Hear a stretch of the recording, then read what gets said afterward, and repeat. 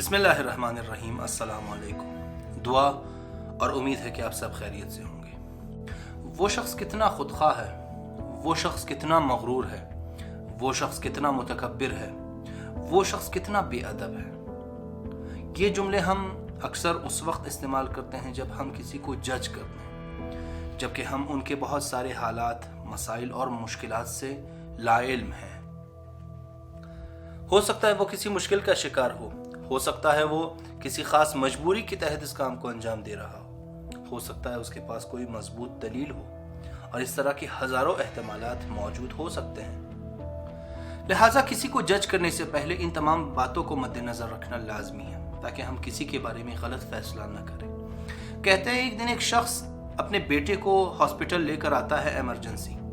Nurses doctor کو phone کرتے ہیں اور ڈاکٹر کو آنے میں کچھ دیر لگ جاتی ہے۔ جو ہی ڈاکٹر ہاسپٹل پہنچتا ہے، اس لڑکے کا باپ ڈاکٹر کو ڈانٹنا شروع کر دیتا ہے کہ آپ نے کس لیے اس قدر دیر لگا دی؟ اگر خود آپ کا بیٹا اس حالت میں ہوتا کیا آپ اتنی ہی دیر لگاتے؟ اور چند اسی طرح سخت جملے کہتا ہے۔ ڈاکٹر آرامش کے ساتھ، سکون کے ساتھ ان باتوں کو سنتا ہے اور کہتا ہے جو ہی مجھے فون آیا میں چل پڑا، آنے میں کچھ دیر لگ گئی ٹریفک کی وجہ سے۔ لیکن وہ شخص نہیں مانتا اور اسی طرح سخت الفاظ اور جملے ڈاکٹر کو کہتا ہے۔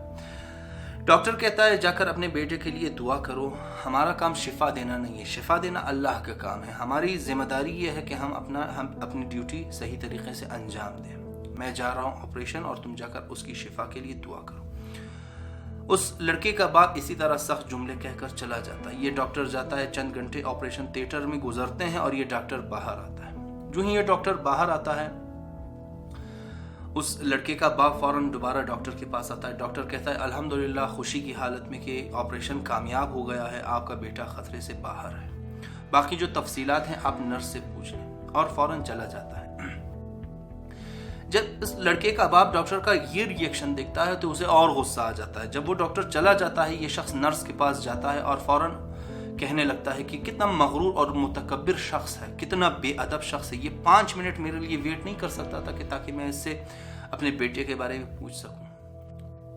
جب اس کے یہ جملے ختم ہوتے ہیں تو نرس کی آنکھوں سے آنسو جاری ہو کر نرس کہتی ہے کہ کل رات اس ڈاکٹر کا جوان بیٹا مرا ہے، اور آج جب ہم نے اسے فون کیا تو وہ اس کی تکفین اور تدفین میں مصروف تھا۔